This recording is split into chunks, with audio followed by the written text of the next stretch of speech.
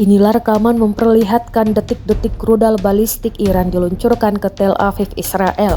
Diketahui, Iran meluncurkan ratusan, bukan puluhan seperti yang diberitakan sebelumnya ke Israel malam ini, Selasa 1 Oktober 2024. Perusahaan televisi dan radio pemerintah Iran, IRIB, menerbitkan rekaman awal serangan rudal ke Israel.